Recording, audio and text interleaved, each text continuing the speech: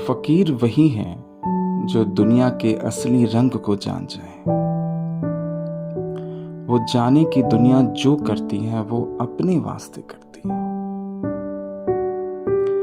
ऐसी दुनिया से फकीर का आखिर क्या वास्ता। फकीर का वास्ता तो केवल सत्य से है, जो उसे इस दुनिया के सुख दुख के पार नीरव में ले जाता है। नीरव यानी कि निःशब्दता, जहां शब्दों का शोर नहीं होता, जहां तर्क वितर्क कुतर्क का शोर नहीं होता, जहां आशा इच्छा इप्सा लिप्सा अभिप्सा का शोर नहीं होता, उस सत्य से फकीर का वास्ता होता है।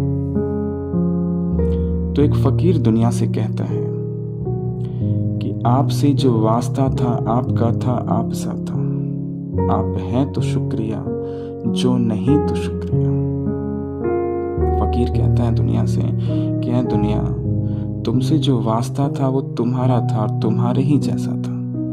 तुम हो तो भी ठीक, तुम ना हो तो भी ठीक। अपने वास्ते आते हो आप, अपने ही वास्ते जाओगे। हमसे आपका वास्ता क्या, अपने वास्ते ही साज सजाओगे। दुनिया, तुमसे हमारा क्या वास्ता है, तुम अपने ही वास्ते ये साज ये सज्जा सजाओगे। न आप मेरी मंजिल हो, न आपसे गुजरता हमारा रास्ता है। कुछ दूर साथ चले थे संग, बस इतना सा वास्ता है। फकीर का दुनिया से वास्ता बस इतना सा ही है कि उसे पता है कि बस कुछ दूर दुनिया के साथ चलना है। बस इतना ही सा वास्ता है दुनिया से फकीर का।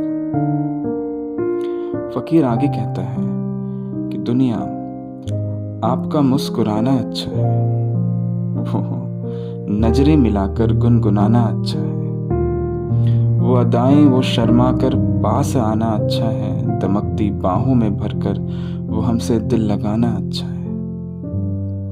पर सच कहो, क्या ये हमारे वास्ते है? हुजूर, हम जानते हैं कि आपका ये बहाना अच्छा है। फकीर दुनिया के असली रंग को जानता है, दुनिया के हीर हीर को जानता है। वो दुनिया से कहता है कि दुनिया ठीक है, तुम मुस्कुराते हो, गुनगुनाते हो, शर्मा कर पास आते हो, बाहों में भर के हमसे दिल लगाते हो। पर क्या ये सच में हमारे वास्ते है? फकीर कहता है कि हुजूर, आपका ये बहाना अच्छा है। फकीर को पता है कि दुनिया जो करती है वो सब उसके ही वास्ते है। आपने खुद को अपने ही नजरों में समा रखा है, क्या खूब आपने अपना आईना बना रखा है। चले जाते हो आप अपनी ही डगरिया पे, क्या खूब अपने मद से अपना रूप सजा रखा है। दुनिया की नजरों में खुद दुनिया ही होती है। दुनिया के पास दिल नहीं होता, वो अपनी नजरों में किसी और को नहीं समाता, क्योंकि दुनिया अपनी नजरों में बस अपना आईना रखता है और उसमें खुद को ही देखते रहता है। दुनिया अपने ही रास्ते पे चलता है और अपने अहंकार से अपना रूप सजाता है। इसलिए फकीर कहता है कि आपने खुद को ही अपने नजरों में समा रखा है, क्या खूब आपने अपना आईना बना रखा है। चले जाते हो आप अपनी ही डगरिया पे, क्या खूब अपने मद से अपना रूप सजा रखा है। फकीर आगे कहता है कि बड़ी ताकत से हमको खींचते हो, फिर बड़े शौक से खुद को सींचते हो। लहू पीकर ही प्यास बुझती है आपकी, जो इतना जोर से मन को हमारे भींचते हो मींचते हो। एक आम आदमी को दुनिया बहुत ताकत से अपनी ओर खींचती है।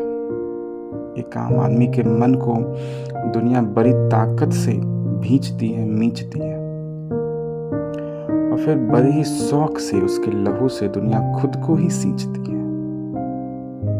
ये फकीर जानता है, इसलिए फकीर का वास्ता दुनिया से नहीं होता। वो दुनिया से कहता है कि बड़ी ताकत से हमको खींचते हो, बड़े शौक से खुद को सींचते हो, लहू पीकर ही प्यास बुझती है आपकी, जो इतना जोर से मन को हमारे मींचते हो। इसलिए है दुनिया, वास्ता अब तुमसे नहीं है, वास्ता अब उनसे है जो न आते हैं न जाते हैं, सदा हृदय में समाते हैं, न बिछड़ते हैं न तड़पाते हैं। जब कभी अपनी भूल से हम उनको भूल जाते हैं, ऐ दुनिया तेरे बीच आकर बड़ा दुख पाते हैं, बड़ा दुख पाते हैं। फकीर कहता है कि वास्ता तो अब उनसे है जो ना आते हैं, जो ना जाते हैं। फकीर यहाँ सत्य की ओर इशारा कर रहा है। सत्य था, है और रहेगा। वो कभी ना आता है ना जाता है, वो बस हृदय में समाता है। लेकिन जब कभी मानव अपनी भूल से उस सत्य को भूल जाता है, उस ईश्वर को भूल जाता है, उस राम को भूल जाता है, सत्य ही ईश्वर है, सत्य ही राम है, तो अपने राम को भूल कर वो इंसान जब दुनिया के बीच आता है और दुनिया से अपनी खुशियां मांगता है, तो उल्टा उसे दुनिया बहुत दुख देती है, बहुत दुख देती है।